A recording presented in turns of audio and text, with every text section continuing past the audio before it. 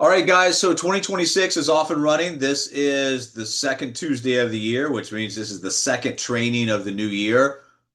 We do this every Tuesday. This is general agent training that goes through different, parts and components of our business model, as well as things that will help you with personal and professional growth within the industry.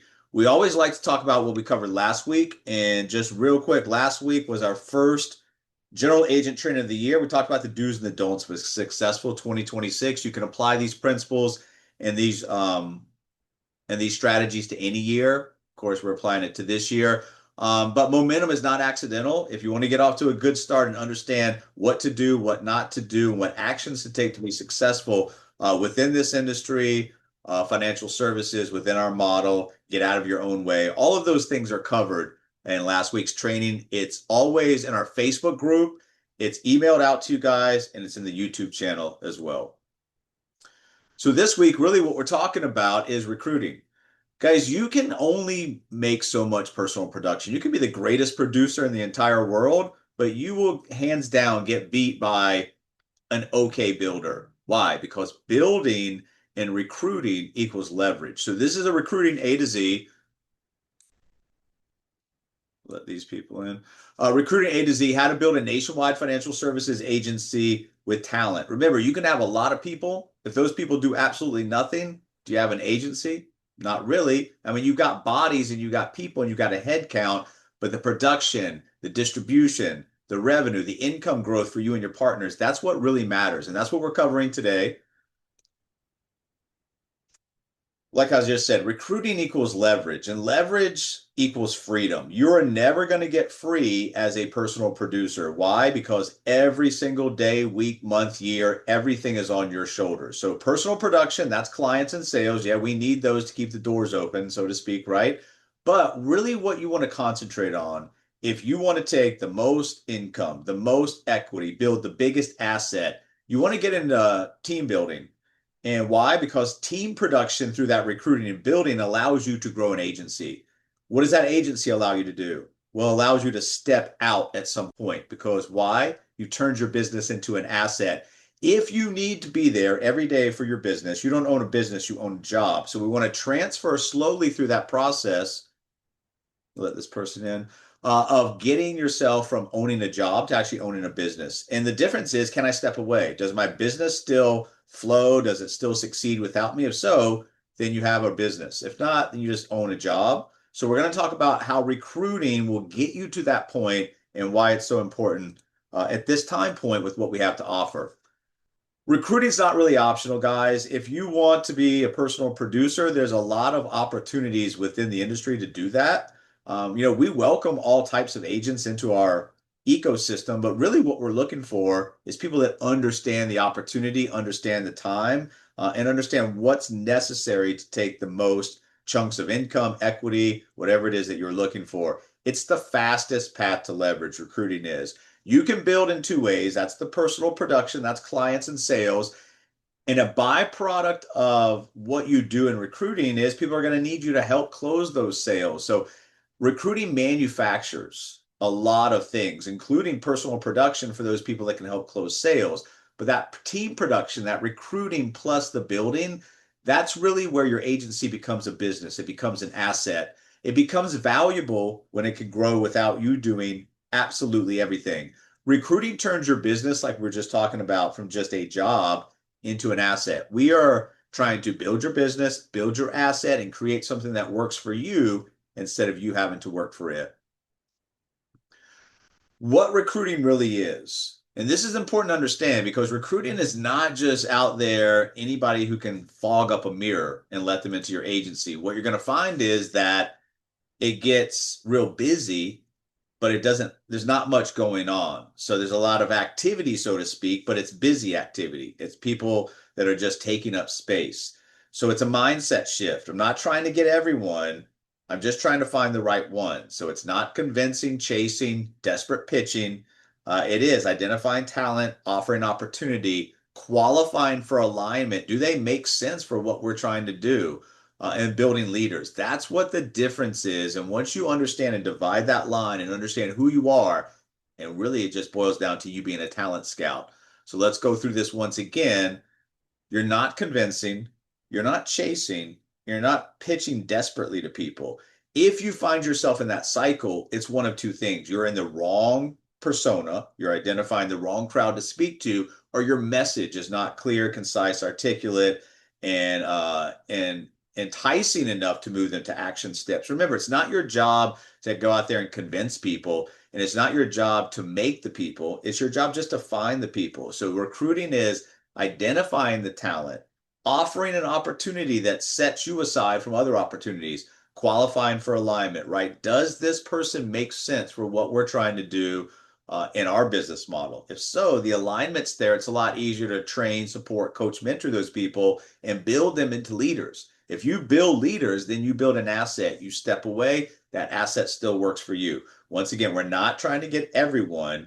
We're just trying to get the right one. So as a talent scout, if you are, in sports analogy, if I'm a baseball or a basketball talent scout, I'm looking to fill positions. I'm looking for same thing. I'm looking for leaders. I'm looking for talented people that can come onto the team and help us win. Same thing here. We're not a sports team. We're a financial service agency, but everything still remains the same.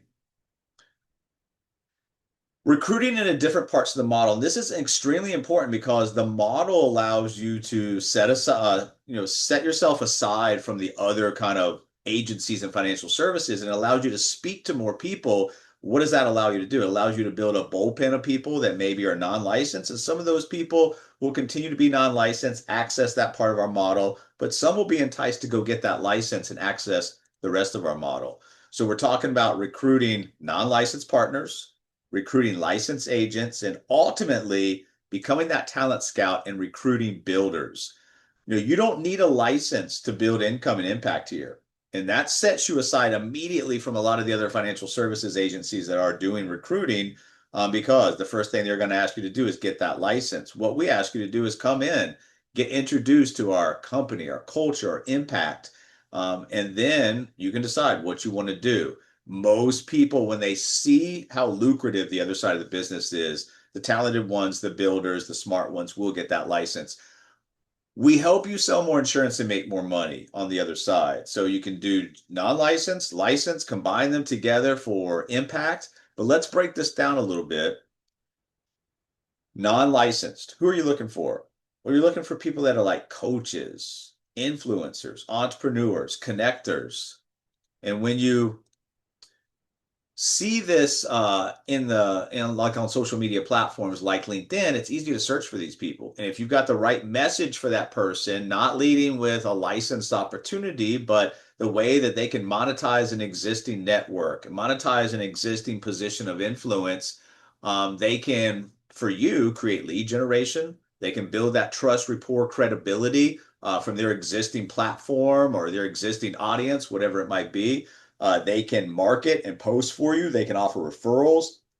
They can set up appointments for you. They can build communities for you. So these are the type of people, maybe, if we led with a licensed opportunity, these people aren't interested. But now we have multiple parts of the business model that they can access, that you can benefit from. And guess what? They're not willing to get that license. When it's time for that license sale to go, who's it going to? It's going to you or whoever you assign it to in your team.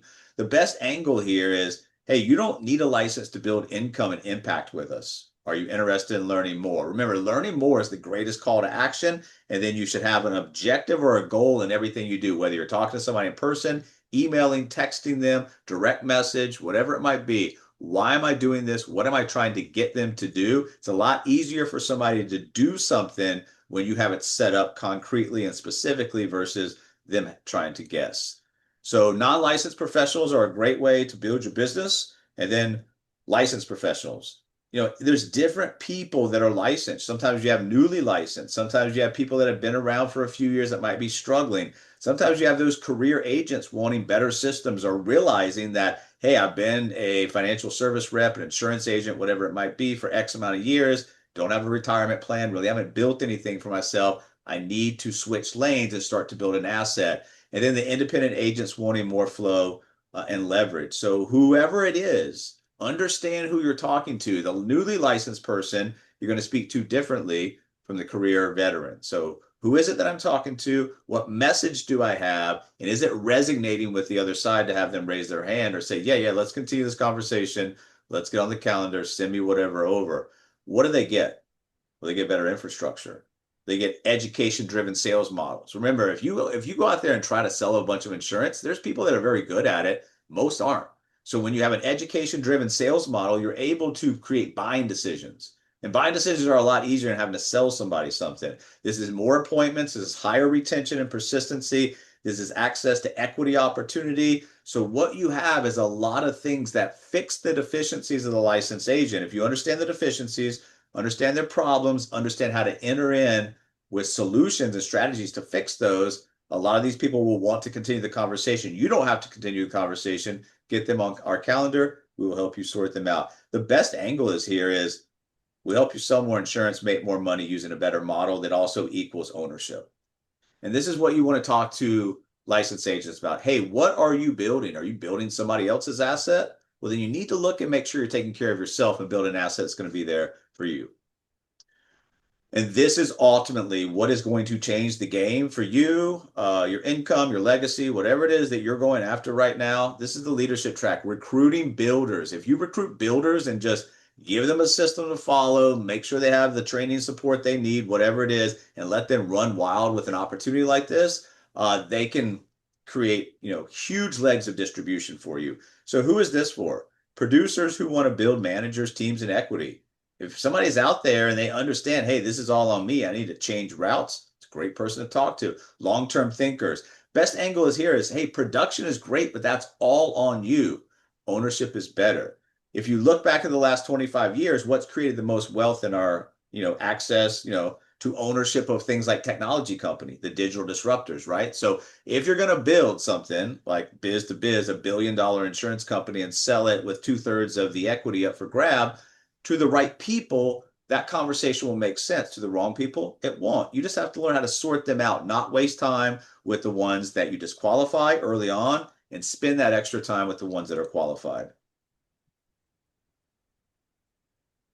Where recruiting prospects come from? They come from really anywhere and everywhere. But when you look at this, it's the same deal as your clients. You've got warm market, social media, common market, cold market referrals. The core principles here is, once again, you're not looking for everybody. You're looking for the people who want more, who make sense, who fit, check off those things on the checklist of you and what you're looking for as a talent scout. So let's break this down a little bit. Your main sourcing channels. Warm market is people you already know. Now, this is different from trying to get them into looking at, things like concepts like tax-free retirement, rule of 72, and those educational things that we drive the clients to. This is people you might already know that have an entrepreneurial mindset. Maybe they're already in something like coaching. Some of those things that we talked about, the non-licensed opportunities for us. Past coworkers, friends, or family members. Remember, not for everyone. So we're going to look at the language in just a minute. You'll lead with that because then they understand that, hey, it's not just me that they're talking to. It's, hey, who else do you know? And that incorporates a lot of opportunity for you to get the message out. Common market. What's common market? You have a loose affiliation. You might not know that person, but you have the same community groups, business networks, church gyms, school associations. There's something that bridges that time period, that loose affiliation that gives you the first 60 seconds or so. Common market, warm market, you really want to lead with mission-based stuff and the opportunity for ownership there. But social media, whether you are on social media a lot or a little, social media can return for you if you know how to use it. So Facebook recruiting post. There's an art to this, and we'll talk about this maybe in another training. LinkedIn DMs, they're good. You have to make sure that's not long drawn out. Shouldn't be look like it's, some type of automation. Be short to the point, almost like a text, to see if you can get them talking to you. Content-based attraction. Remember, if you're talking to a certain persona and you're releasing content to that persona, they're going to see it. So that's building the trust, rapport, credibility before they ever speak to you.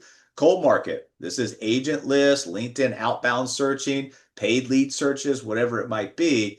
And then one of the best ways to build on the client or the partner side, today we're talking about the partner side, is referrals. This is the top recruiter's weapon. Give people an incentive to refer people over to you. Make sure that you stay top of mind for them.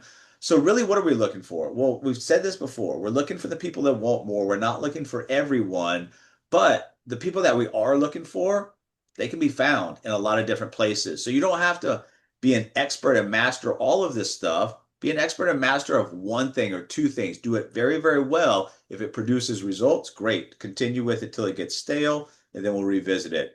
So let's talk about the language that actually works. Remember, you're not just like a network marketer out there just with a wide net, whoever can basically breathe can come into my opportunity. You're looking for talent. Why? Because all those people that come in that maybe don't fit or check off all the things on the checklist, you got to work with them. We got to work with them. If we're wasting our time and their time, there's no return on that time for anybody. It doesn't make sense. So what doesn't work, what does work, and then just simple framework that you repeat over and over and over again, and then you teach your other people to do that. If everybody's doing the same thing, it's going to be easy to build generational distribution. If everybody's doing something different, it's going to be a lot hard. Follow up, guys, is not annoying when you're providing value. So a lot of people don't follow up because they think they're bothering people. If you don't follow up, that's just like things falling through the cracks. That's revenue, that's growth, that's distribution, that's equity. So understand that you're in a position to help yourself and help other people. If you're not following up with the right people to get them in the right position, you're not really doing a service to them. So let's break this stuff down. What doesn't work? Hey, you looking to join my team? We have the best comp plan. You can make unlimited income.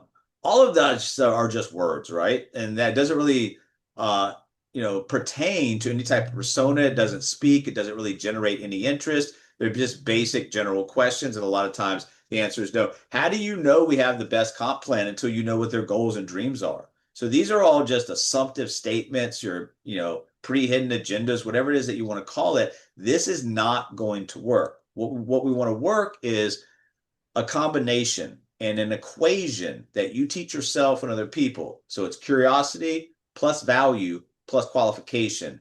There's always a hook. Remember, like a movie trailer. You got to get them interested. If you don't get them interested in the first few seconds, they're not listening to everything else that you have to say. I'm not sure if this is for you, but, building a $1 billion insurance company where we own it and we're going to sell it. You interested? Whatever it might be, create a hook, create something that's enticing. Quick question. Are you open to expanding revenue this year? Somebody's in business for themselves, self-employed, owning an agency. That answer should always be yes, right? So kind of like get general questions that most people answer yes or no to, and then move them to the problem. Most agents struggle with lead flow and consistency. So once you've got the hook and introduced the problem, now we've got the value. Hey, we built an education plus technology model that creates more appointments and sales. And then you always follow the call to action. If you do all this and there's no call to action, you're wasting your time, energy, and resources. You have to direct people. If I want somebody to go open the front door, I say, hey, open the front door. Are you open to watching a 5-minute presentation? Whatever it is, hook, problem, value, call to action. You repeat that equation. What you do within that equation is just separate the different stuff. If it's working, don't do anything until it gets stale. When it starts to get stale, do we think the hook is the issue? We're not exposing the right problem, value, call to action. Within the equation, you can switch up the different components and go back to the marketplace and then work that until it gets stale again. Remember, don't change everything at one time because you're not identifying what went stale or what's not working anymore. But this is the equation that you want to use over and over and over again and teach other people. It's short, to the point, it's repeatable, duplicatable. And then the final thing that we want to make sure that we do, not with everyone. I want to keep making that point clear. You're not following up for the sake of following up. You're following up to create more conversation with the talented people you've identified that actually makes sense for bringing them in. This is the hidden skill. Follow up on a producer separates a $50,000 earner from a $500,000 earner. Follow up as an agency builder separates 6, 7-figure, 8-figure earners. So understand that you don't get to pass on follow up. I guess you do, but your business is never going to build. Follow up is everything, guys. Nothing really happens on the first time. I mean, you don't go on a first date with somebody and marry them that night. I guess some people do in places like Vegas or something, but normal people don't in normal situations. It takes time. It takes an amount of conversation. So there's a cadence to this and there's a principle.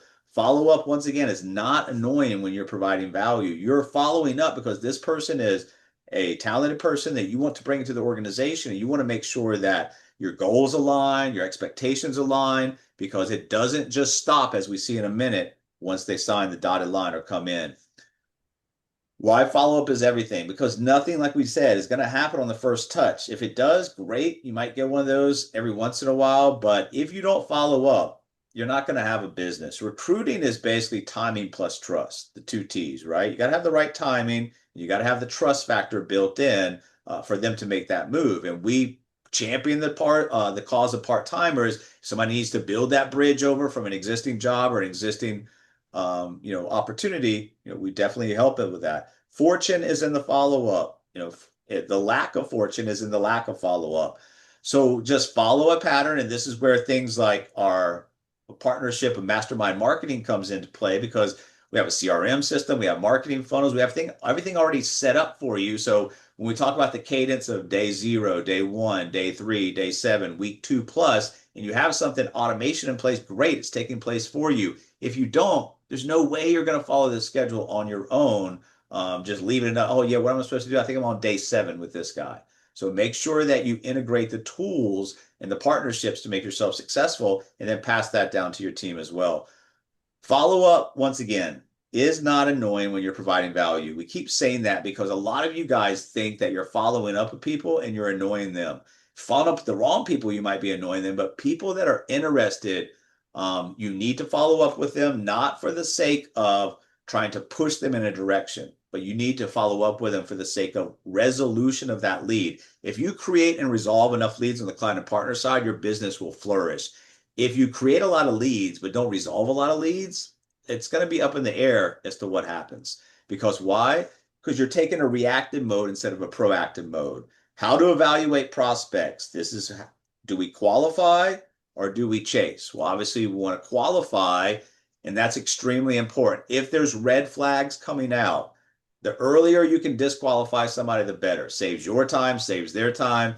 We're not trying to waste our time or their time. And that's extremely important. I tell people, hey, I'm not trying to waste my time or your time. I want to make sure that this makes sense for both sides before we go any further. So understand the qualifying questions, understand red flags, and the mindset is the right recruits. It should feel light. It should feel enjoyable almost, not heavy. If you're picking up the phone and trying to contact somebody and you're dreading it, if it feels real heavy, it's probably not the right recruit, because you're going to have to train, support those people with our help. You're going to be talking to them a lot. If you don't like them before they even come into your agency, or they're weighing you down with negativity, what do you think is going to happen when they actually come into your agency? There's even more time, energy, resources put behind them. So let's talk about this for a minute. Qualifying questions. These don't have to be the exact ones you use, but you do need a set of qualifying questions to get the conversation into a position where you are cycling it. You know exactly where you are, what the beginning, middle, and end of the conversation should look like. What attracted you to insurance in the first place? It's a qualifying question. If it was just money and they're struggling, maybe they're thinking about quitting the industry in full. What results are you currently getting? What do you wish was different? That's a powerful question. And there's not this question on there, but are you happy right now with what's going on? Are you open to education plus coaching? Are you willing to follow a system to be successful? Red flags. I want money, but I don't want to talk to anyone.